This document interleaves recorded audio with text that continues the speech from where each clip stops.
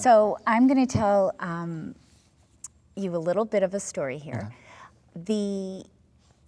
I vividly remember my first experience with Shakespeare was reading it in high school English, with nuns, by the way, and struggling, just struggling. And then I went off to college and I majored in communications, so I wasn't really in English classes. I came back out, I was in advertising in the city, and someone said to me, oh, I have an extra ticket to Shakespeare in the Park. So the first thing I do is, oh my God, are you kidding?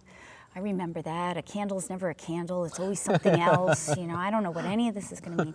And we went to Central Park, and I saw Michelle Pfeiffer and Mary Ellen Mastrantonio in 12th Night. In 12th Night with Jeff Goldblum as, what's I don't remember, but it's a Malvolio. great name. Yes. Yeah. I saw that production. All of a sudden, completely made sense. There was no struggling with what does that mean. I totally got it. And I'm amazed, why are we still, my son now is reading it, but not seeing it. Yeah. But what I wanted to ask you was, since it's so tricky and difficult and we're intimidated by it, what do you love about it? Because clearly it's a love of yours. Well, I think it's the universality of the themes. I mean, 400 years later, 500 years later, we're still producing the plays from a man who spoke to the heart and soul of humanity in all of his and plays. Laughing, and getting laughing, his jokes. getting his jokes that are 500 years old.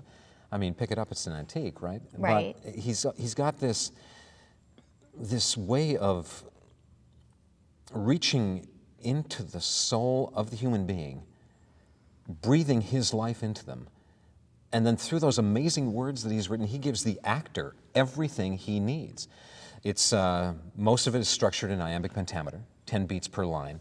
So and you don't realize that until you see it. So there's a musicality about it, which speaks to something in our core. Through those stressed beats, we find out what the key words are as actors. If it's a feminine or an Alexandrine ending, we find out how emotionally connected the character is and the stuff that they're going through. He gives the actor, through beats and pauses, everything the actor needs to be brilliant if you just give over to those words. So as a director, it's a joy to work on because everything is crystal clear. And I started this, you know, same thing as you in high school. I read it. The nuns made me do it.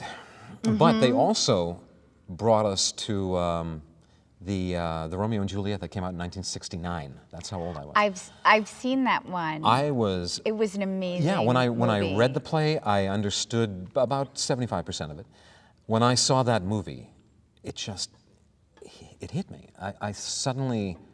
I knew what this was all about. I've done over 50 Shakespearean roles in my life, and every one is so rich. You can be playing the third guard on the right, and if you have 3 lines, those lines are very well constructed. I mean, it's just, and then forget about Hamlet and Henry V, and Mercutio, Romeo, the great roles for men. You know, those are beyond brilliant. And I still don't understand, for instance, my son didn't see a production of Romeo and Juliet, why we're not making that connection more often. How do you find the students react to it? Are they, oh no, yeah, first hard. week. In fact, we're into Shakespeare Now and acting too. Okay. And the first week, we start out with Sonnet 29, When in Disgrace with Fortune in Men's Eyes. And we put it on the board and we dissect it keyword by keyword. I tell them how to break down the script. And then from there, we go into Hamlet, and everybody has to choose, I've got a class of 20, everybody has to choose one of Hamlet's major soliloquies. And then we break those down, and then they have to perform those. And the first week, there is so much bitching and moaning by these kids about we don't understand it. And I said, just listen to the explanation. So we do the rules of Shakespeare. I have them watch film clips from any Shakespeare they want, and then if they haven't watched Hamlet, then they have to watch the entirety of Hamlet. Okay. The Kenneth Branagh version. I was going to ask which one. Okay. That's the one. And then we do this experiment called Shakespeare in the Dark, where they're in all the lights are out, it's black, totally black in the room, and their monologues, their soliloquies have been memorized by this time. And the rest of the class and them have to concentrate on just the words that Shakespeare gave them as they're going through these soliloquies. And eventually what happens is that the images take over, and suddenly they get it. In a totally darkened room, you see 18 light bulbs go off. When they're not distracted. When they're not distracted by watching other people and thinking, oh my God, I'm up here doing Shakespeare all by myself. It's just the words. That's a great it's exercise. Produced such amazing work. And by the end, are they Oh God, then it's like, what scenes do we get to do? Okay. So next week we start on scenes. Some will be doing Hamlet, some will be doing scenes from the Scottish play, some will be doing comedies, tragedies, the mix. We're all romances. It's terrific. Yeah. And I wished I'd appreciated it more when I was in high school, but I was missing a pretty important piece. Their plays. Right. Well, most of the comments I get from the kids now is that we read it in high school and we hated it.